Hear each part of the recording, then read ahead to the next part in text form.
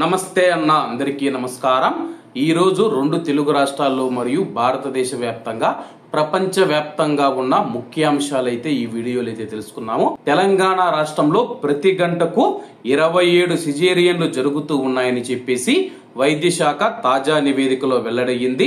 Normal డెలివరీలు తగ్గిపోయాయని చెప్పేసి గత 2 నెలల్లో 67,103 ప్రసవాలు జరగగా అందులో 39,300 సిజేరియన్లు కావడమే గమనార్హమని చెప్పేసి తాజా నివేదిక వెల్లడించింది। అలాగే హిమాచల్ ప్రదేశ్ లో 2 అన్నదమ్ములు ఒకే అమ్మాయిని పెళ్లాడడం చర్చనీయాంశంగా మారింది। హట్టి కమ్యూనిటీలోని జోడిదార అనే విధానం అక్కడ చట్టబద్ధమే। 2 లేదా అంతకంటే ఎక్కువ మంది అన్నదమ్ములు ఒకే భార్యను కలిగి ఉండవచ్చు। పరస్పరం అంగీకారంతో భార్యను రాత్రికి లేదా వారానికి ఒకసారి మార్చుకుంటారు। పిల్లలకు అన్నదమ్ముల్లో పెద్దవాడిని తండ్రిగా పరిగణిస్తారు। పూర్వీకుల భూమి ముక్కలు కాకూడదని ఈ విధానం తీసుకొని వచ్చారు। భారతదేశంలో చిరుధాన్యాలు అత్యధికంగా ఎగుమతి చేస్తూ ఉన్న రాష్ట్రాలలో ఆంధ్రప్రదేశ్ 6వ స్థానంలో నిలిచింది। 2023-24 ఆర్థిక సంవత్సరంలో గుజరాత్, మహారాష్ట్ర తొలి 2 స్థానాల్లో నిలిచినట్లు కేంద్ర వాణిజ్య పరిశ్రమల శాఖ వెల్లడించింది। Global star Ram Charan Peddi cinema చేస్తూ ఉన్న విషయం అందరికీ తెలిసిందే। ఇందులో ఆయన రక్కుడు లుక్స్ లో కనిపించనున్నారు। తాజాగా రామ్ చరణ్ గారు సోషల్ మీడియాలో ఒక ఫోటోను షేర్ చేశారు। పెద్ది కోసం చేంజ్ ఓవర్ ప్రారంభమైందని చెప్పి వెల్లడించారు। భారతదేశం 3వ అతిపెద్ద ఆర్థిక వ్యవస్థగా మారిందని పీఎం నరేంద్ర మోడీ గారు పునరుద్ఘాటించారు। 25 కోట్ల మంది పేదరికం నుంచి బయటపడ్డారని చెప్పి ఆయన వెల్లడించారు। ఏపీలో సంచలనమైన లిక్కర్ స్కామ్ లో దాదాపు 3,500 కోట్ల రూపాయలు చేతులు మారినట్లు వార్తలు వస్తూ ఉన్నాయి। ప్రతి నెల 50 నుంచి 60 కోట్లు వసూలు చేసి నిందితులు చివరి లబ్ధిదారుల వరకు చేరవేసినట్లు సిట్ ఛార్జ్ షీటులో పేర్కొంది। అమెరికా మాజీ అధ్యక్షుడు ఒబామాను FBI అరెస్టు చేసినట్లు ప్రస్తుత అధ్యక్షుడు ట్రంప్ AI వీడియో పోస్ట్ చేశారు।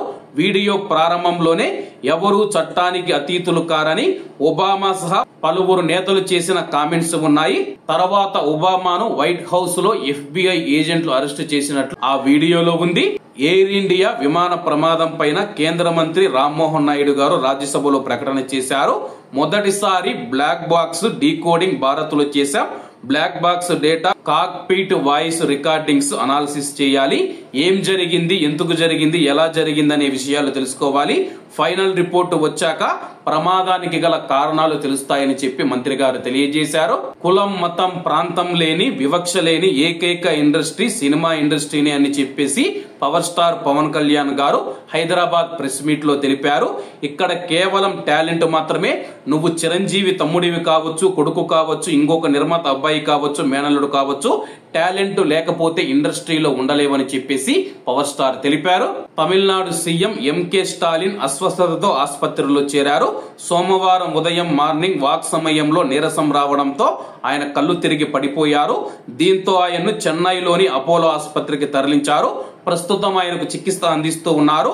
ఆయన ఆరోగ్య పరిస్థితి పైన అపోలో ఆసుపత్రి హెల్త్ బులెటిన్ విడుదల చేసింది। ఆయనకు పలు వైద్య పరీక్షలు చేసినట్లు వైద్యులు వెల్లడించారు। మేడ్ ఇన్ చైనా విమానాలు కుప్పకూలుతూ ఉన్నాయి।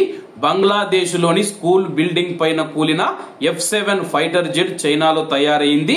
గత నెల మయన్మార్ లోను F-7 జెట్ కూలడంతో చైనా ఉత్పత్తుల పైన ఆందోళన నెలకొంది। ఏపీలోని మున్సిపల్ శాఖలో అవుట్ సోర్సింగ్ వర్కర్స్ వేతనాలు పెంచుతూ ప్రభుత్వం నిర్ణయం తీసుకుంది। కేటగిరీ 1 వర్కర్ల వేతనం 21,500 నుంచి 24,500 రూపాయలకు, కేటగిరీ 2 వర్కర్ల వేతనం 18,500 నుంచి 21,500 వరకు, కేటగిరీ 3 వర్కర్లకు 15,000 నుంచి 18,500కు పెంచుతూ ఆంధ్రప్రదేశ్ ప్రభుత్వం నిర్ణయం తీసుకుంది। రాజధాని 2వ విడత ల్యాండ్ పూలింగ్ పైన ఎవరూ అభ్యంతరం చెప్పలేదని చెప్పేసి మంత్రి నారాయణ గారు స్పష్టం చేశారు। భూ సమీకరణ పైన 1-2 రోజుల్లో కేబినెట్ సబ్ కమిటీ భేటీలో నిర్ణయం తీసుకొని వచ్చే మంత్రివర్గం సమావేశంలో చర్చిస్తామన్నారు। ఎమ్మెల్సీ ఎమ్మెల్యేలకు కేటాయించిన 12 టవర్లలోని 288 క్వార్టర్ల నిర్మాణం డిసెంబర్ లోగా పూర్తవుతుందని ఆయన తెలిపారు. ముంబై కొచ్చి ఎయిర్ ఇండియా విమానానికి పెను ప్రమాదం తప్పింది. ముంబైలోని ఎయిర్పోర్ట్ లో రన్వే పైన ల్యాండ్ అవుతూ ఉన్న సమయంలో రన్వే నుంచి టాక్సీవే మీదకు దూసుకు వెళ్లింది. 3 టైర్లు పేలిపోయాయి. అయితే ఈ ఘటన నుంచి ప్రయాణికులు మరియు సిబ్బంది సురక్షితంగా బయటపడ్డారు. రన్వే స్వల్పంగా దెబ్బతిన్నట్లు విమానాశ్రయ అధికారులు తెలిపారు. తెలుగు నటుడు ఫిష్ వెంకట్ కు ఇండస్ట్రీ నుంచి సహాయం అందలేదన్న విమర్శలపైన నిర్మాత నట్టి కుమార్ సంచలన వ్యాఖ్యలు చేశారు. ఆయన ఎక్కడో దూరంగా ఉంటూ ఉన్నారు. 3,000 నుంచి 35,000 వరకు తీసుకునే స్థాయికి వెంకట్ ఎదిగారు. డబ్బు వచ్చినప్పుడు జాగ్రత్తగా కాపాడుకోవాలి. ఆయన మా మెంబర్ కాదు, సభ్యత్వం కూడా తీసుకోలేదు. సంబంధాలు ఉంటేనే సెలబ్రిటీలు వస్తారు, సాయం చేసేందుకు ఎవరు రారు. రేపు నా పరిస్థితి అయినా అంతే అని చెప్పేసి నట్టి కుమార్ గారు తెలియజేశారు. ఒకప్పుడు తెలంగాణలో ఎకరం భూమి అమ్మితే ఏపీలో 10 ఎకరాలు వచ్చేది. ఇప్పుడు సీన్ రివర్స్ అయ్యిందని మాజీ మంత్రి హరీష్ రావు గారు వ్యాఖ్యానించారు. ఇటీవల సిద్దిపేట గంగాపూర్ కు భూమి అమ్ముదామంటే ఎవరు కొనడం లేదని రైతులు చెప్పారు. ఒకప్పుడు 40 లక్షలు ఉన్న ఎకరం ఇప్పుడు 20 లక్షలకు పడిపోయింది. ఇప్పుడు ఏపీలో ఎకరం అమ్మితే తెలంగాణలో 2 ఎకరాలు వస్తుంది. రేవంత్ 2 ఏళ్ల పాలనలో భూముల ధరలు పతనమయ్యాయని చెప్పి ఆయన విమర్శించారు. కడప జిల్లా కాశీనాయన మండలంలో జరిగిన ప్రమాదంలో ఒకరు చనిపోయారు. వంకమర్రి సమీపంలో కొత్త బ్రిడ్జి నిర్మిస్తూ ఉన్నారు. ఇక్కడ ఒక బైక్ అదుపు తప్పి బ్రిడ్జి పైనుంచి పక్కనే ఉన్న గుంతలో పడిపోయింది. ఓ వ్యక్తి అక్కడికక్కడే మృతి చెందగా మరొకరికి తీవ్ర గాయాలయ్యాయి.